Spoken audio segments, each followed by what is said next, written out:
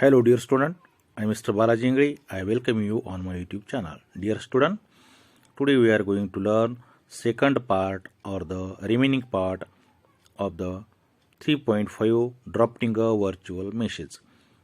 Drafting म्हणजे मसुदा किंवा आराखडा आणि व्हर्च्युअल म्हणजे आभासी, मेसेज म्हणजे संदेश.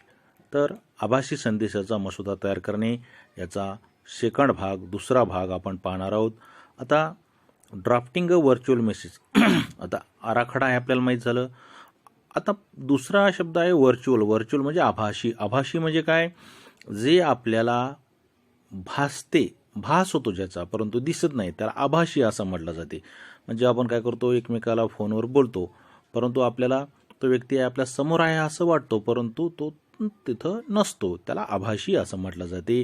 तर आभासी संदेशाचा मसुदा तयार करणे हे आता आपण पाहणार आहोत.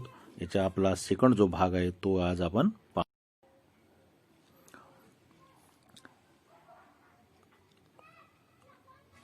6 मेजर टाइप्स ऑफ मेसेजेस. आता मेसेजेसचे एकूण 6 प्रकार आहेत. Directional messages, what you should do म्हणजे दिशादर्शक मेसेजेस, आपल्या त्याच्यामध्ये आपण काय केलं पाहिजे नेमकं. मेसेजेस ऑफ पॉसिबिलिटी, शक्यता दर्शवणारे मेसेज. मेसेजेस ऑफ रिॲलिटी, सत्यता असलेले, वास्तवता असलेले मेसेजेस. मेसेजेस ऑफ नेसेसिटी, गरज असलेले मेसेजेस. न्यू आयडियाज मेसेजेस, नवीन कल्पना सांगणारे मेसेजेस. आणि रिफ्रेमिंग मेसेजेस. रिफ्रेमिंग म्हणजे पुन्हा फ्रेम करणे. हे असे एक प्रकारचे 6 टाईप ऑफ मेसेजेस आहेत. तर आपण याच्यातला प्रत्येक प्रकार आपण 1 बाय 1 आता पाहणार आहोत. आता आहे पहिला काइंड आहे डिरेक्शनल मेसेजेस, दिशादर्शक messages. What you should do, आपण नेमकं काय केलं पाहिजे हे या मेसेजेसमध्ये सांगलेलं आहे. समटाइम्स मेसेजेस आर डिरेक्शनल, काही वेळा मेसेजेस काय असते, डिरेक्शनल, दिशा दर्शवणारे असतात, मार्गदर्शन करणारे असतात. They gives us a point of view on the best way to achieve a certain goal. पहा, असे मेसेजेस काय करतात, आपल्याला पॉइंट ऑफ व्ह्यू, असा एक दृष्टिकोन देतात, असं एक एनकरेजमेंट देते, ज्याच्यामुळे आपण काय करतो, आपलं जे निश्चित केलेलं जे हे आहे अचीव अ सर्टेन गोल, ते गोल काय करतो आपण साध्य करतो. For example, being happier, making more money, better relationship. पहा, आपल्याला मेसेजमधून काय काय मिळते, आनंदी कसं राहावं हे शिकवलं जाते.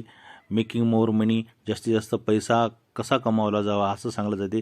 बेटर रिलेशन, आणि चांगले संबंध कसे टिकून ठेवावे हे एक्सेट्रा, हे आपल्याला या मेसेजेसमधून सांगलं जाते. याला म्हटलं जाते directional messages. What you should do, आपण नेमकं काय केलं पाहिजे, कसं वागलं पाहिजे.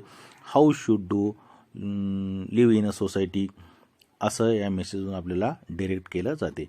सेकंड अनदर काइंड ऑफ मेसेजेसचं मेसेजेस ऑफ पॉसिबिलिटी, शक्यता दर्शवणारे messages. Another kind of messages is the kind of message that says something else is possible. पहा, या मेसेज आहे पॉसिबल. पॉसिबल म्हणजे शक्य असणे. या मेसेजमध्ये काय सांगलं जाते, या मेसेजमधून आपल्याला असा संदेश दिला जातो, समथिंग एल्स इज पॉसिबल म्हणजे प्रत्येक गोष्ट काय आहे, शक्य आहे, हे करणं शक्य आहे. यू कॅन डू इट असं याच्यामध्ये सांगले जाते. म्हणजे आपण इथं हार मानली नाही पाहिजे. No matter how stuck or hopeless or helpless we feel, there is always a pathway to reclaim our power with mindfulness, love and simplicity. पहा, त्याच्यामध्ये काय सांगलं आहे, no matter how stuck or hopeless or. पहा, आपल्यावर कधी कधी काय होते, समस्या काय होतं असेल, एकदम आपल्या विरुद्ध जातात, होपलेस होतो आपण, हेल्पलेस होतो, हे की नाही. परंतु अशा वेळेस काय होते, देअर इज अ पाथवे, तिथे आपल्याला एक मार्ग सापडतो, टू रिक्लेम आवर पॉवर, आणि आपल्याला काय केलं जाते, आपल्यामध्ये असलेली क्षमता हे आपल्याला दर्शवून दिलं जाते. With mindfulness, love and simplicity, आणि ती कशी दाखवली जाते आपल्याला माइंडफुलनेसमधून, त्याच्या म्हणून, आणि आपल्याला साधेपणामधून, आपल्या प्रेमामधून ते आपल्याला दाखवलं जाते, आणि आपल्याला पुढे काहीतरी करण्यासाठी एक प्रकारचं एनकरेजमेंट केलं जाते. Always which we might distil down to, no matter how stuck you feel, there's always a way a powerful message. आता पहा, स्टक म्हणजे चिटकून राहणे.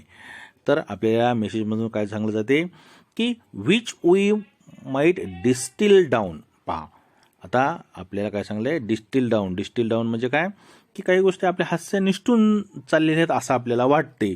No matter how stuck you feel. परंतु आपण काय केलं जाते की त्या गोष्टीला कशा पद्धतीनं चिटकून आहोत, कशा पद्धतीने त्या गोष्टीच्या मागे आहोत. देअर्स ऑलवेज अ वे. आणि त्या गोष्टीशी आपण त्या गोष्टीला जर सोडलं नसेल, त्या गोष्टीशी चिटकून राहिलं असेल तर आपल्याला काय तिथे एक मार्ग मिळते, तो वे मिळतो, अ पॉवरफुल मेसेज. आणि ह्याच आपल्याला काय आहे, होप दाखवतो, एक प्रकारची आशा दाखवतो, एक प्रकारची शक्यता दाखवतो. आणि ज्या गोष्टी आपल्यातून दूर निष्ठून जात आहे असं आपल्याला वाटते, परंतु आपण त्याच्यावर विजय मिळवतो. हे कशामुळे होतं, मेसेज ऑफ पॉसिबिलिटीमध्ये, ज्याच्यामुळे आपल्याला एनकरेजमेंट मिळते आणि ज्याच्यामुळे आपण काहीतरी करू शकतो हे आपल्याला सांगलं जाते. Messages of reality. आता पहा, वास्तवतावादी messages. Sometimes the messages is about how things really are. आता पहा, काही वेळेस काय असे मेसेज असते, संदेश असते की गोष्टी कशा खऱ्या आहेत हे आपल्याला सांगलं जाते त्या संदेशामधून. दे आर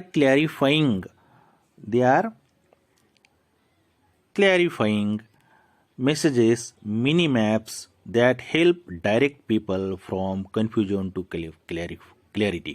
पहा, देर आर क्लॅरिफाईंग मेसेज. आपल्याला स्पष्टता सांगतात अशा मेसेज. आपल्या मेसेज अशाला गायडन्स मिळते. काय असते, mini maps help direct people. काय असते तिथे, मिनी मॅप असते, ते मार्गदर्शक तक्ते असतात, मार्गदर्शक सूचना असतात. आणि त्याच्यामधून काय असतो, आपण कन्फ्युजन टू क्लॅरिफाई. आपल्या जे आपण कन्फ्युजन असते, आपल्या ज्या गुंतागुंत झाली असते विचारांची, त्याच्यातून आपण क्लॅरिफाईकडे आपण एकदम त्या गुंत्यातून कसं सुटावं हे त्या मेसेजतून आपल्याला सांगलं जाते, त्या संदेशातून आपल्याला सांगलं जाते. त्याला म्हटलं जाते मेसेज ऑफ रियालिटी. आपल्याला वास्तव परिस्थितीकडे नेलं जाते. Sometimes we suffer because we don't really see the world for how it is. पहा, बरेच वेळेस काय असतो, आपण सफर होतो कशामुळं की आपण पाहत नाही जगाकडे, जग कसं आहे हे आपल्या दृष्टीतून, आपण आपल्या दृष्टीतून जग सरळ कसं आहे हे आपल्याला आपण पाहतो, परंतु जग हे आपण जसं पाहतो तसं ते नसते, म्हणजे जसं दिसते तसं नसते. आणि त्यामुळं आपण काय होतो, परेशान होतो. And someone who can tell it like it is. आणि कोणीतरी आपल्याला येऊन सांगते, बाबा असं नाही, तू असं जा म्हणजे तुला यश मिळेल. जग हे असं नाही, असं आहे, जसं दिसते तसं नसते, असं आपल्याला कोणीतरी येऊन सांगतो आणि आपल्याला योग्य मार्गदर्शन सांगतो. आपण ज्या मार्गावर चालू तो मार्ग कसा चुकीचा आहे हे आपल्याला सांगून तो आपल्याला खरा यशाचा मार्ग सांगतो. And reset our expectations about the possibilities and limitations of certain approach will always engender trust. पहा, आणि मग आपण काय करतो, आपला जो मार्गक्रम आहे तो आपण रिसेट करतो. आणि म्हणजे पुन्हा आपण त्याला सेट करतो.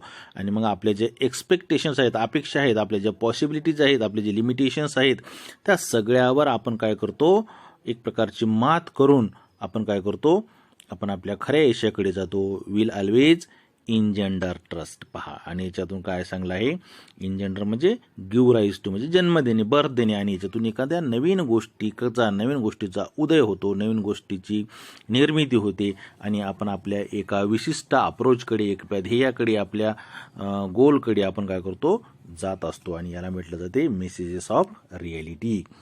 आता पुढचं आहे messages of necessity. We need to. पहा, नेसेसिटी म्हणजे गरज, वी नीड टू. आपल्याला याची कशाची गरज आहे, आपल्याला नेमकी काय पाहिजे हे आपल्याला मेसेजेसमधून सांगलेलं आहे. Another kind of messages is more of a call to arms for people. पहा, मेसेजचा हा एक प्रकार आहे. याच्यामधून काय सांगलं आहे, कॉल म्हणजे आवाज देणे, to arms for people. Arms म्हणजे मदतीचे हात, मदतीच्या हातासाठी म्हणजे एक प्रकारच्या सहाय्यतेसाठी लोकांना बोलवणे किंवा सहाय्यतेची लोकांकडून अपेक्षा ठेवणे. नेसेसिटी, नीड हे याच्यातून दाखवलेलं आहे. It's not just a message. हा फक्त एक मेसेज नाही, ऑफ व्हॉट्स पॉसिबल, काय शक्य आहे, or what's real, but what's required of us to get what we want. पहा, हे असा मेसेज नाही की आपल्याला काय पाहिजे, कशी शक्यता आहे, हे व्हॉट्स रिअल, आपल्याला काय जे खरं आहे हे नाही, आपल्याला काय रिक्वायर्ड, आपल्याला कशाची गरज आहे आणि त्या गरजेतून आपण कसं समोर आलं पाहिजे. Us to get what we want, आपल्याला जे काय पाहिजे ते खरंच मिळवण्यासाठी आपल्याला काय केलं पाहिजे, call to arms for people, लोकांना मदतीसाठी बोलवलं पाहिजे. आणि अशा मेसेजेसमधून आपल्याला याच्यामध्ये चांगलं वी नीड टू, आपल्याला कशाची गरज आहे आणि त्या गरजेला परिपूर्ण करण्यासाठी इतरांची कशी मदत पाहिजे, मदत लागते, हे या मेसेजेसमधून सांगितलेलं आहे.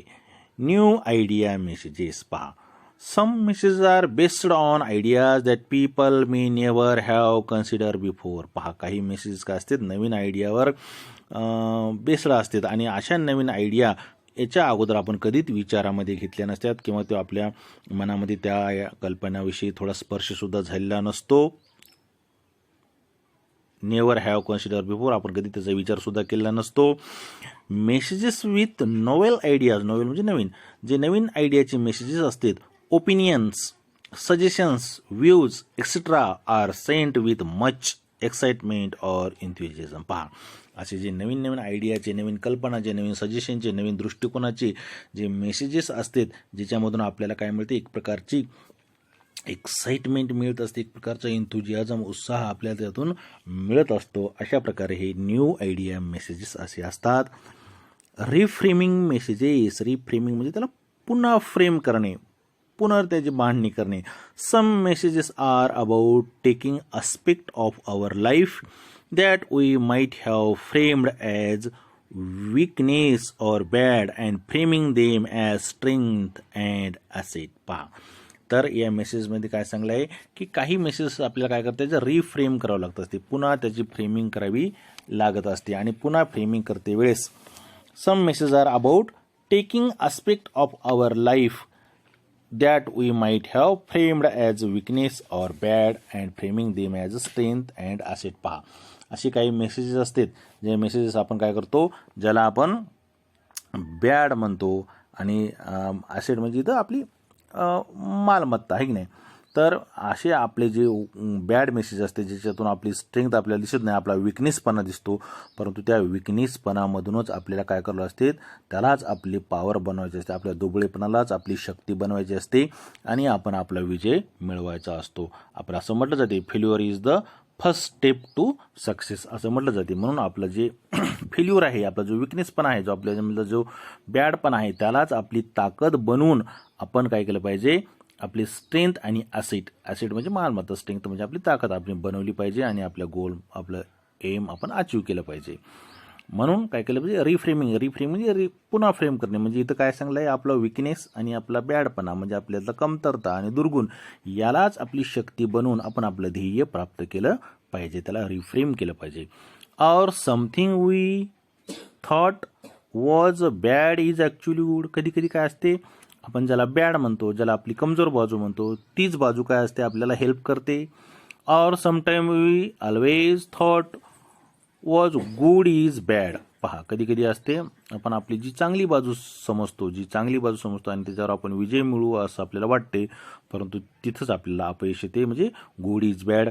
Sometimes we thought was ugly is actually beautiful. कधी कधी आपल्याला जे कुरूप दिसते तेच कसं असते, त्याच्यातच सौंदर्य दडले असते. म्हणजे गोष्टी ज्या आपण पाहतो त्या पद्धतीच्या नसतात, परंतु आपल्याला त्या रिसेट कराव्या लागतात आणि आपलं ध्येय आपल्याला साध्य करावं लागतं, त्याला रिफ्रेम करावं लागते आणि आपलं ध्येय साध्य करावं लागत असते. अशा प्रकारे हे आहेत रिफ्रेमिंग मेसेजेस आहेत. सारांश, with so many option of virtual communications tools available within a click, it definitely makes our lives easier. पहा, काय सांगलं आपल्याला इथं, आपल्याला व्हर्च्युअल कम्युनिकेशनचे काय आहेत, मेनी ऑप्शन्स आहेत, खूप पर्याय आहेत. काय सांगलं यांनी, tools available within a click. पहा, एका क्लिकवर आपल्याला व्हर्च्युअल कम्युनिकेशनचे अनेक टूल्स म्हणजे काय, इथं एक प्रकारचे साधनं अवेलेबल आहेत व्हर्च्युअल कम्युनिकेशनसाठी आणि ज्याच्यामुळं आपलं जीवन कसं झालं आहे, खूप इजियर, सुसह्य असं जीवन झालं आहे. तर पहा मित्रांनो, आपण काय करतो, एका आपल्या मोबाईलच्या टचवर, लॅपटॉपच्या टचवर, आपल्या कॉम्प्युटरच्या टचवर आपण अनेक व्हर्च्युअल कम्युनिकेशनचे टूल्स आपल्यापुढे आहेत, पर्याय आहेत. कोणकोणते त्याच्यामध्ये व्हॉट्सअप आहे, ट्विटर आहे, फेसबुक आहे, जीमेल आहे, मेसेंजर आहे, टेलिग्राम आहे, गुगल ड्राईव्ह आहे, स्काईप आहे, झूम आहे. अशा प्रकारे अनेक याच्यापेक्षा अनेक अशी व्हर्च्युअल कम्युनिकेशनचे टूल्स आहेत. एका क्लिकमध्ये आपण काय करू शकतो, हे पर्याय आपल्यापुढे उपलब्ध आहेत. आपण जगाशी जोडल्या जाऊ शकतो, ज्याच्यामुळं आपलं जीवन एकदम सुसह्य झालं आहे. Nowadays, the ability of communication virtually and instantly or sharing our information in second is very crucial. Crucial म्हणजे काय, खूप महत्त्वाचं झालं आहे. पहा, आता आपण या व्हर्च्युअल कम्युनिकेशनच्या माध्यमाद्वारे आपण आपली जी माहिती आहे, आपली इन्स्टंटली शेअरिंग और information in a second very crucial. आपण आपल्या महत्त्वाची माहिती एका सेकंडमध्ये आपण काय करू शकतो, ते पसरू शकतो, ती पाठवू शकतो, सेंड करू शकतो. असं हे व्हर्च्युअल कम्युनिकेशन आहे.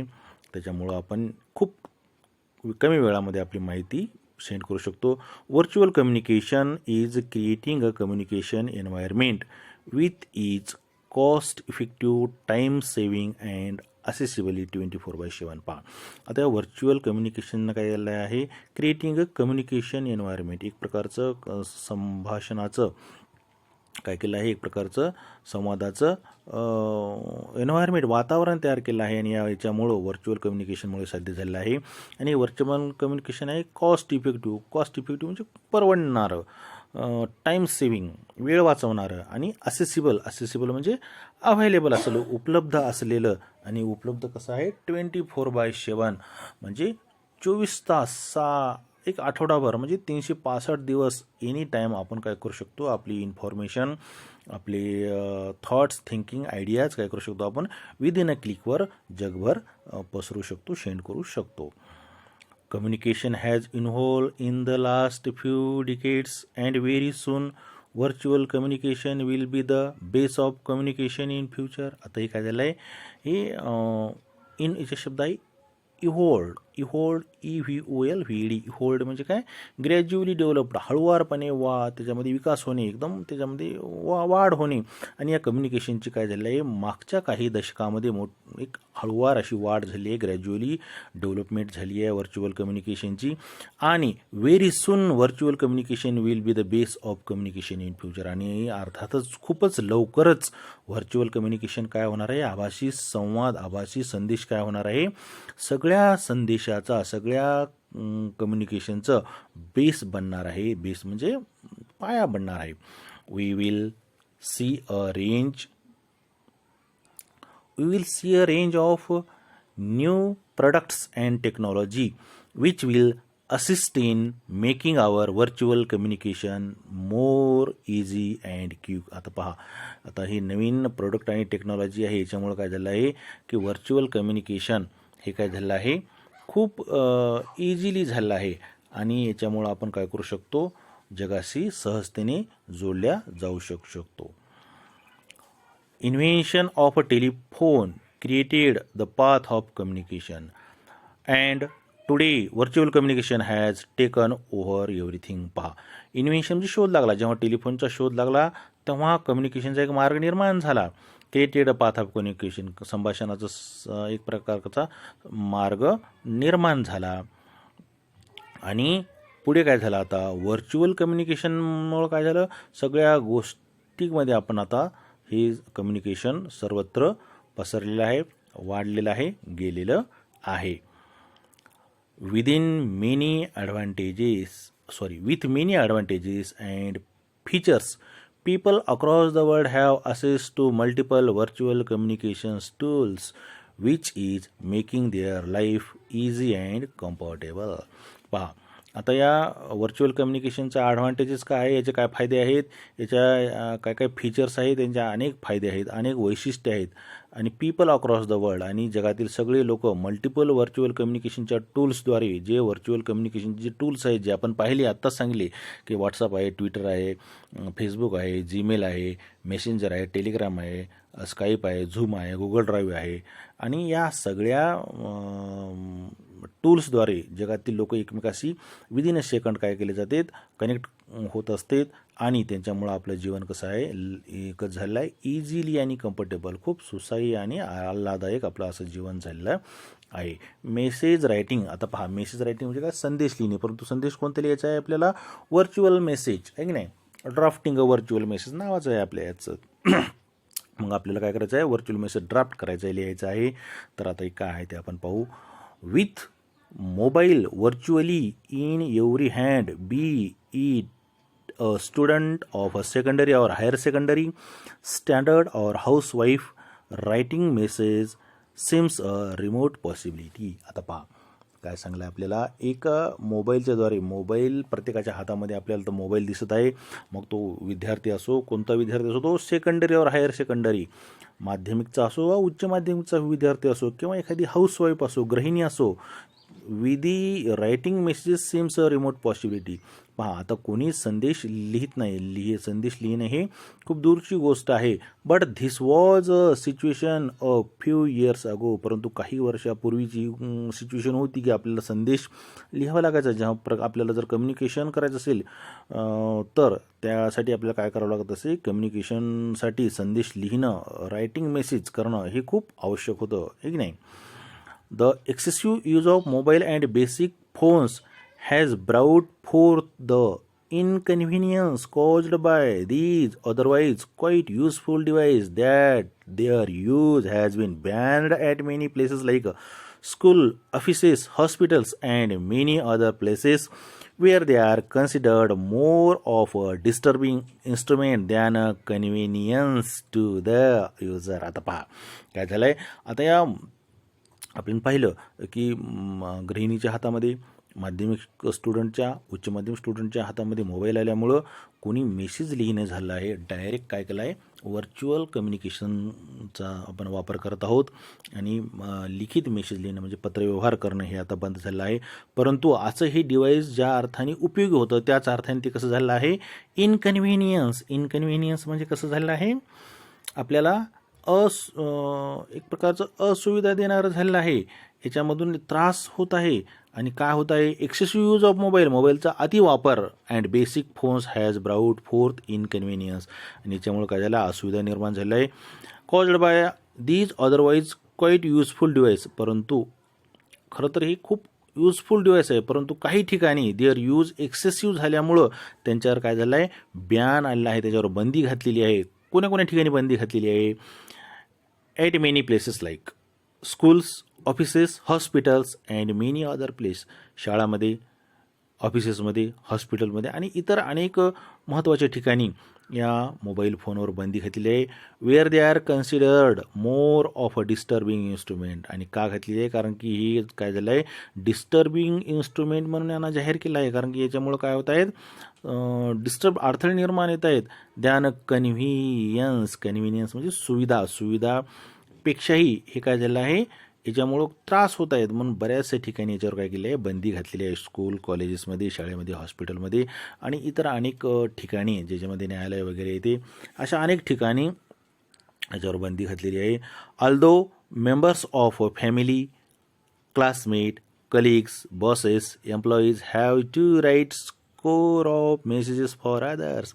तरीही सुद्धा बॅन जरी घातला असेल तरीही मेंबर्स ऑफ फॅमिली, कुटुंबातील सदस्यांना, मित्रांना, कलिग्स, सहकाऱ्यांना, बॉसेस, अधिकाऱ्यांना, एम्प्लॉईज, कामगारांना, have to write score of messages for others, या सर्वांना इतरांना संवाद साधण्यासाठी मेसेजेस लिहावेच लागतात, कम्युनिकेशन करावंच लागतात. Thus learning to write a short and clear message is a very important writing skill to be mastered. आणि मग याच्यासाठी काय करावं लागेल आपल्याला, learning to write short and clear message, आपल्याला कमीत कमी शब्दामध्ये आणि प्रभावी असा मेसेज लिहिता आला पाहिजे. आपण पाहिलं आहे, आपण शिकलेलो आहे, brevity is the soul of wit. अल्पता हा बुद्धीचा काय आहे, आत्मा आहे. Brevity is the soul of wit. आणि म्हणून आपल्याला एकदम सुटसुटीत क्लिअर भाषेमध्ये शॉर्ट मेसेज लिहिण्या आला पाहिजे. अ व्हेरी इम्पॉर्टंट रायटिंग स्किल. आणि हे काय आहे, एक खूप महत्त्वाचं रायटिंग स्किल आहे टू बी मास्टर्ड. आणि आपण त्याच्यामध्ये काय झालं पाहिजे, मास्टर्ड. आपण त्याच्यामध्ये एक प्रकारचं तरबेज झालं पाहिजे. आपण त्याच्यावर एक प्रकारचं विजय मिळवला पाहिजे.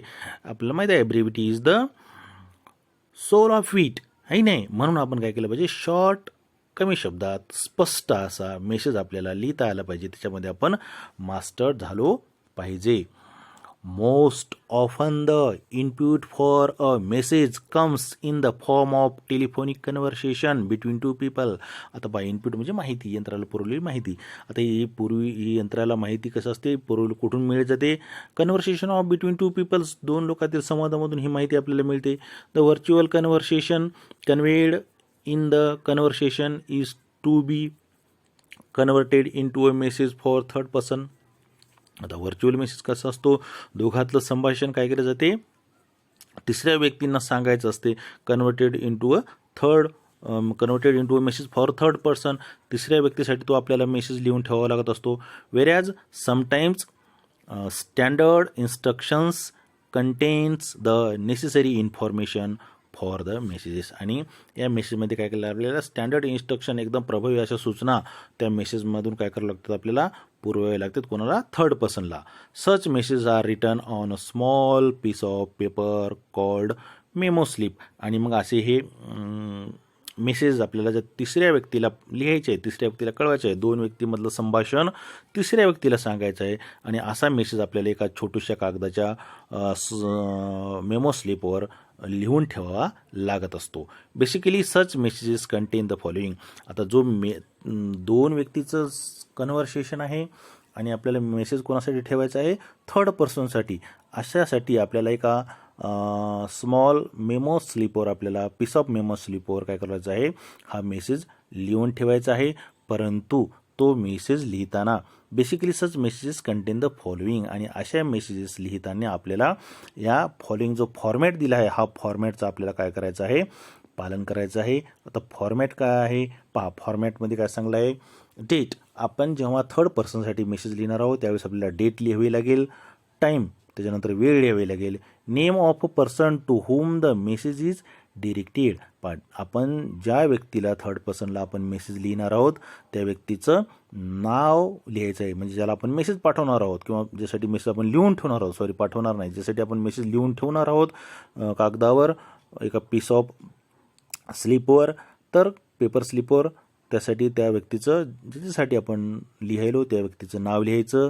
बॉडी ऑफ द मेसेज म्हणजे core part of the message, म्हणजे गाभा, मेसेजचा गाभा. इथं मेसेजचा गाभा खूप महत्त्वाचा आहे आणि ते एकदम डिटेलमध्ये आपल्याला लिहायचं आहे. आणि ते कसं असला पाहिजे, एकदम कमी शब्दामध्ये आणि स्पष्ट असला पाहिजे, की नाही, क्लिअर अँड शॉर्ट मेसेज असला पाहिजे. Name of the writer and sender. आणि आपलं नाव, जे प्रेषक असतो, आहे की नाही, त्या प्रेषकाचं नाव म्हणजे आपलं नाव, पाठवणारा जो असतो म्हणजे लिहिणारा असतो, ते रायटर असतो, त्या रायटरचं नाव लिहायला. असा हा काय आहे, व्हर्च्युअल मेसेजचा काय आहे, फॉर्मॅट आहे. Points to remember. आता आपण काही गोष्टी लक्षात ठेवणं खूप गरजेचे आहेत. While writing the body of the message the following points have to be kept in mind. पहा, जेव्हा आपण बॉडी ऑफ द मेसेज किंवा कोर म्हणजे गाभा of the core of the message म्हणजे गाभा त्या मेसेजचा आपण जेव्हा लिहितो, जेव्हा मेसेजची बॉडी आपण लिहितो त्यावेळेस आपल्याला पुढील जे पॉईंट आहेत ते खूप महत्त्वाचे आहेत आणि ते आपण आपल्या माइंडमध्ये, लक्षामध्ये ठेवणं गरजेचं आहे. ओनली, आता कोणकोणते आहे ते पाहू. Only the most important details should be written. जी महत्त्वाची माहिती आहे तीच लिहिली पाहिजे. अदर कंटेन्स किंवा अदर इन्फॉर्मेशन त्याच्यामध्ये ॲड केली नाही पाहिजे. No new information should be added. नवीन माहिती कुठल्याच प्रकारे त्याच्यामध्ये ॲड केली नाही पाहिजे. Grammatically correct sentence should be used. आता पहा, हे खूप महत्त्वाचं आहे. ग्रॅमॅटिकली, व्याकरणदृष्ट्या आपली वाक्य कसली असली पाहिजे, एकदम करेक्ट असली पाहिजे. Indirect or reported speech should be used. आता थर्ड पर्सनला लिहायचं असल्यामुळे आपल्याला काय करावं लागेल, इनडायरेक्ट स्पीच किंवा रिपोर्टेड स्पीच आपल्याला तिथं याच्यामध्ये ते लिहावं लागेल. मेसेज त्या इनडायरेक्ट स्पीचमध्ये किंवा रिपोर्टेड स्पीचमध्ये लिहिण्याचं गरजेचं आहे. पुढचा पॉईंट आहे the message should be written in simple language and without any abbreviations. पहा मेसेज कसा केला पाहिजे साध्या भाषेमध्ये आणि विदाऊट अब्रिव्हिएशन. अब्रिव्हिएशन म्हणजे त्याचं शॉर्ट फॉर्म लघुरूप तिथं लिहिलं नाही पाहिजे. एकदम क्लिअर आणि स्पष्ट असा तो सिंपल भाषेमध्ये मेसेज लिहिला पाहिजे. Check your message before you submit and send it. पहा आणि मेसेज पाठवण्याच्या अगोदर किंवा सबमिट करण्याच्या अगोदर आपण तो मेसेज पुन्हा रीड केला पाहिजे, चेक केला पाहिजे. त्याच्यामध्ये काही करेक्शन असेल तर ते करेक्शन करून घेतलं पाहिजे. Be friendly and polite. पहा आपण कसं असलं पाहिजे, फ्रेंडली असलं पाहिजे आणि पोलाईट म्हणजे सभ्य हंबल नम्र असलं पाहिजे. Avoid pun, ambiguity, witticism, in short word that would create confusion or chaotic situation. पहा आपण काय केलं पाहिजे, अवॉइड पन. पन म्हणजे शब्दावरील कोटी किंवा श्लेष अलंकार वापरला नाही पाहिजे. पण म्हणजे द्विअर्थी शब्दाचा आपण तिथं उपयोग केला नाही पाहिजे. ॲम्बिग्युटी म्हणजे द्विअर्थीपणा, अस्पष्टपणा तिथं नसला पाहिजे. विटिसिझम विनोदीपणा नसला पाहिजे. In short word that would create confusion. असे काही आपण शब्द वापरले नाही पाहिजे ज्याच्यामुळं कन्फ्युजन निर्माण होईल. और कॅओटिक सिच्युएशन गोंधळ निर्माण होणार नाही, म्हणजे पुढच्या माणसाला अंडरस्टँडिंग होणार नाही असा आपण मेसेज लिहिला नाही पाहिजे. आणि मेसेज कसं लिहिलं पाहिजे, सिम्पल लँग्वेजमध्ये साधा सुटसुटीत असा आपण तो मेसेज लिहिला पाहिजे. हे पॉईंट्स आपण रिमेंबर केले पाहिजे, लक्षात ठेवले पाहिजे. आता इथे एक एक्झाम्पल दिलं आहे कशा प्रकारे आपल्याला काय करायचं आहे, ड्राफ्टिंग व्हर्च्युअल मेसेज कशा प्रकारे लिहायचं आहे हे इथं सांगलं आहे. Example, you receive a telephone call from your mother's office when she is not at home. पहा तुम्ही घरी आहात आणि तुम्हाला एक फोन आलेला आहे आणि फोन कुठून आलेला आहे, तुमच्या आईच्या ऑफिसमधून आलेला आहे. आई कुठे गेली आहे, ती घरी नाही, मार्केटमध्ये गेली किंवा बाहेर गेली आहे. पहा यू रिसीव टेलिफोन, तुम्ही फोन स्वीकारला आहे. Call from your mother's office, तो फोन कुठून आला आहे, आईच्या ऑफिसमधून आला आहे. When she is not at home, ती घरी नाही, आईच्या अब्सेंटीमध्ये तिच्या ऑफिसमधून फोन आला आहे आणि तो तुम्ही उचललेला आहे. You have the following conversation with the speaker. आणि मग त्या ऑफिसमधल्या व्यक्तीचं आणि तुमचं खालील प्रकारे संभाषण झालेलं आहे.